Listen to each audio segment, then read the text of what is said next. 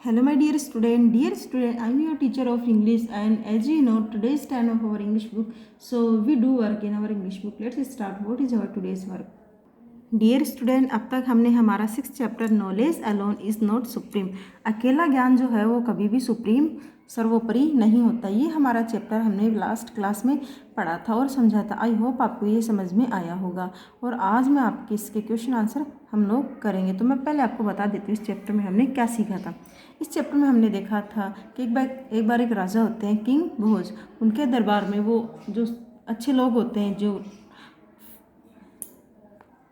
Learn people होते हैं, विद्वान लोग होते हैं, स्कॉलर लोग होते हैं, वो अपने यहाँ उनकी बैठक करते और चर्चा करते, डिस्कशन करते ताकि सच्चाई ट्रूथ बाहर निकल के आ सके। तो इस प्रकार के डिस्कशन उनके दरबार में चलते।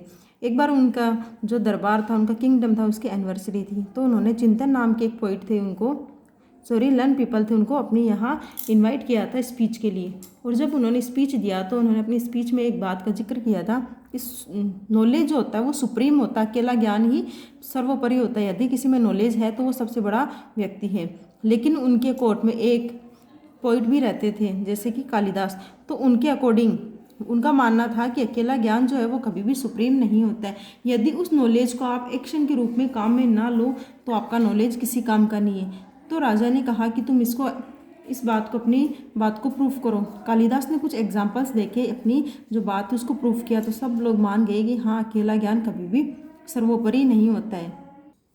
तो अकेला ज्ञान जो होता है कभी सुप्रीम नहीं होता। यदि उस ज्ञान को हम एक्शन में ना ले तो वो ज्ञान हमारे लिए सुप्रीम नहीं होता। तो ये हमारा चैप्टर था और हमने इसको समझ भी लिया था और पढ़ भी लिया था। आई होप आपने इसको समझा होगा और इसका जितना भी वर्क था, फॉर एग्जाम्पल मैंने आपको रीडिंग पोर्शन दिया था, आपने अच्छे से स्टडी किया होगा।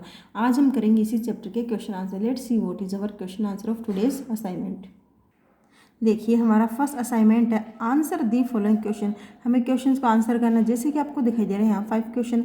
इन्हीं 5 क्वेश्चन को हम वर्क करेंगे। देखिए, name the poet in the court of king Bhoj. Raja king के दरबार में जो पोइट थे उनका नाम बताना है।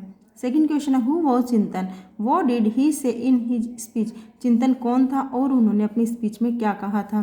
Third question is who was not agreed with चिंतन, कौन चिंतन के साथ में एग्री नहीं हुआ, यानी चिंतन के द्वारा बोली गई बातों से कौन एग्री नहीं हुआ। Fourth question is what did Kalidas conclude, Kalidas ने क्या निष्कर्ष निकाला। Next, what was the effect of example given by Kalidas, Kalidas के द्वारा दिए गए एग्जाम्पल का क्या असर हुआ। तो इन क्वेश्चंस को हम एक नोटबुक में करेंगे। देखिए, name the poet in the court of king Bhoj. King Bhoj के दरबार में जो कवि थे उनका नाम बताना है।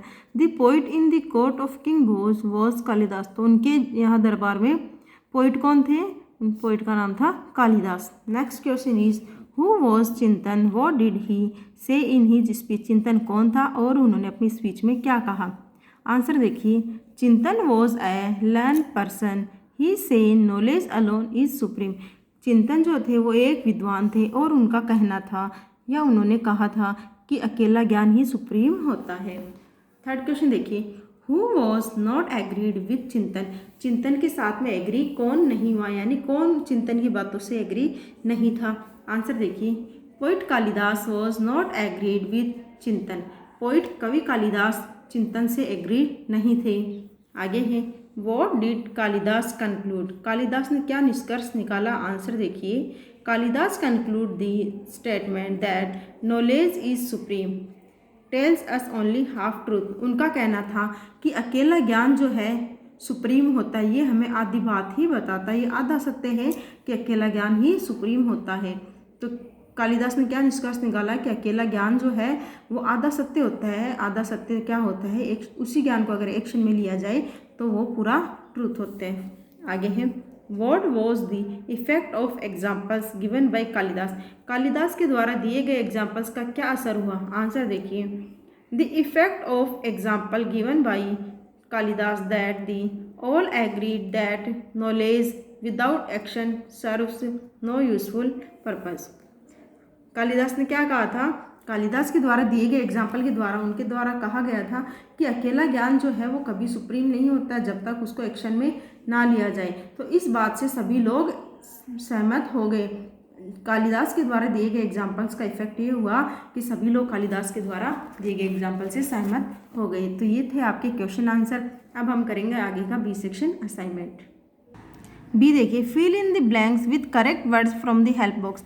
हमें हेल्प बॉक्स से करेक्ट वर्ड को चूज करना है और हमारे सेंटेंस को कंप्लीट करना है। तो ऑप्शंस देखिए क्या क्या है हमारे पास में, प्रूव, ट्रूथ, स्कॉलर, एक्शन, ये 4 हमारे पास ऑप्शन है और 4 ही हमारे पास स्टेटमेंट है। तो इनके अंदर इनको अरेंज करना और हमारे सेंटेंस को कंप्लीट करना है। फर्स्ट है, king Bhoj was a, king Bhoj एक क्या थे, प्रूफ, ट्रूथ, स्कॉलर या एक्शन। तो हमारे अकॉर्डिंग किंग भोज क्या थे, एक स्कॉलर थे यानी विद्वान थे, पंडित थी। तो यहाँ लिखेंगे हम स्कॉलर, वो क्या थे, पंडित थी।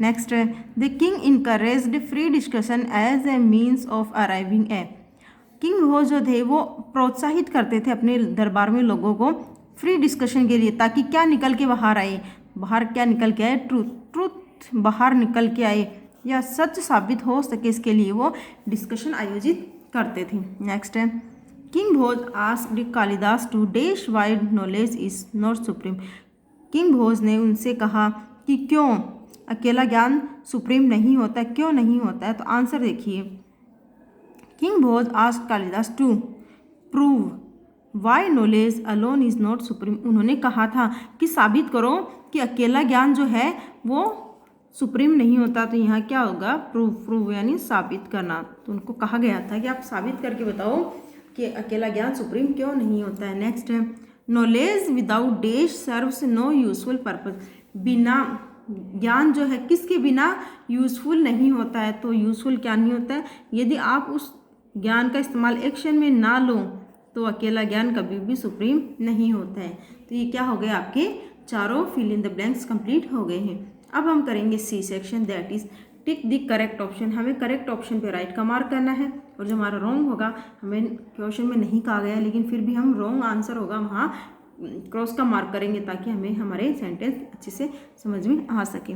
फर्स्ट है, भोज वॉज ए किंग, राजा भोज क्या थे, सॉरी भोज एक राजा थे। तो यहाँ हम राइट का मार्क करेंगे।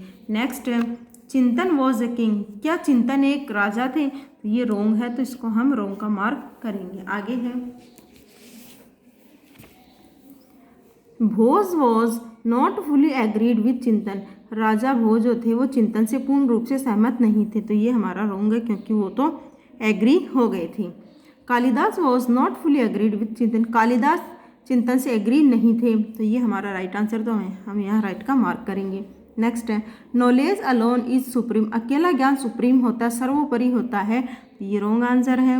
नेक्स्ट है, knowledge with suitable action is supreme, ज्ञान जो है एक सही एक्शन, सही कार्य के साथ में ही सुप्रीम होता है। तो ये हमारा राइट आंसर है, तो राइट का हम मार्क करेंगे। आगे देखिए क्या है, do you agree with Kalidas that knowledge without action serves no useful purpose, if yes then explain it with an example other than given by Kalidas.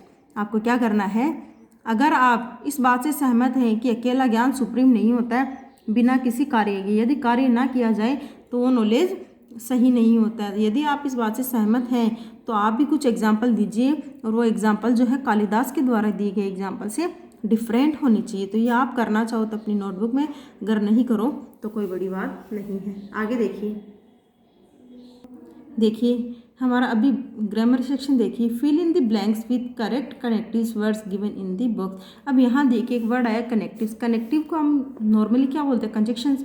तो हमारे अभी कंजक्शन हमें करने हैं। कंजक्शन क्या होते हैं, दो वर्ड्स को, दो सेंटेंस को, या फिर हम कह सकते हैं यानी दो पैराग्राफ को, इनको जोड़ने वाले सेंटेंस को, वर्ड्स को कंजक्शन कहा जाता है। और कंजक्शन आपके प्रीपोजिशन हो सकते हैं, एडवर्ब भी हो सकते हैं, कुछ भी आपके कंजक्शंस हो सकते हैं। यहाँ देखिए आपको कंजक्शन एग्जाम्पल के तौर पे दिए हैं, इन्हीं कंजक्शन का इस्तेमाल करके हमारे सेंटेंस को हमें कंप्लीट करना है। तो फर्स्ट देखिए, it has been raining days 2 hours, बारिश हो रही है कब से, 2 घंटे से। तो यहाँ क्या आएगा, फॉर, लगभग 2 घंटों से बारिश हो रही है। नेक्स्ट है, a cat is sitting dash the carpet, sitting यानी कि कैट बैठी हुई है कहाँ, कारपेट के ऊपर बैठी हुई, ना कि कारपेट के नीचे। तो यहाँ क्या लिखेंगे हम, ऑन, कैट कहाँ बैठी है, the cat is sitting on the carpet, carpet के ऊपर बैठी है। नेक्स्ट है, he was born dash the year 1990, उसका जन्म हुआ था 1990 1990 में। तो यहाँ क्या आएगा, उसका जन्म कब हुआ था, उसका जन्म हुआ था, ही वॉज बोर्न इन, यानी उसका जन्म हुआ था, कब हुआ था, 1990 में। आगे है it is very hot here dash नून, यहाँ बहुत ज़्यादा गर्मी है, कब, दोपहर को। अब जब बच्चों पहले इसके लिए डिनोट किया जाता है, टाइम कम समय सीमा के लिए डिनोट किया जाता है, तब हम 8 लिखते हैं, तो यहाँ लिखेंगे हम 8। आगे है the man sat dash a shady tree, एक व्यक्ति छायादार पेड़ के नीचे बैठा हुआ था, तो पेड़ के नीचे बैठा जाता है, तो यहाँ लिखेंगे हम under the a shady tree. आगे है he is tired dash he is ready to work, वह थका हुआ था लेकिन वह फिर भी वर्क के लिए तैयार था, तो यहाँ क्या लिखेंगे हम, यहाँ लिखेंगे बट, वह थका हुआ ज़रूर था लेकिन फिर भी वह कार्य करने के लिए तैयार था। आगे work properly dash leave this job, या तो काम अच्छे से करो या फिर क्या करो, लीव दी जॉब, जॉब छोड़ दो, तो यहाँ क्या आएगा और, यानी किसको ऑप्शनल बताया गया, या तो काम करो, अगर काम नहीं करना है तो आप जॉब छोड़ दो। आगे है Mohan dash Sohan are friends, Mohan Sohan friend, तो यहाँ क्या आएगा कंजक्शन एंड, मोहन और सोहन दोनों फ्रेंड्स थे, तो यहाँ आपका कंजक्शन कंप्लीट होता है। तो आज आपको वर्क में क्या करना है वो देखिए। आपको असाइनमेंट नंबर 1 ए करना है, बी करना है और सी करना है। इसके बाद में देखिए आपको डी आपकी चॉइस पे डिपेंड करता है, आप करना चाहो तो कर सकते हो, अगर नहीं करना चाहो तो आगे देखिए ई, देखिए आपको ई भी अपनी नोटबुक में ऐसे वर्क करना है। तो ये आज आपका होमवर्क रहेगा। अगर आपको कन्फ्यूज़न है, कोई क्यूरी, कोई क्वेश्चन है, तो आप कमेंट करके हमें पूछो। तो आपको इस चैनल को सब्सक्राइब करना है ताकि नई से नई वीडियोज़ आपकी नोटिफिकेशन आपको मिलती रहे। इस वीडियो को लाइक और शेयर करना। Thank you so much for watching this wonderful video. Have a nice day. Thank you so much.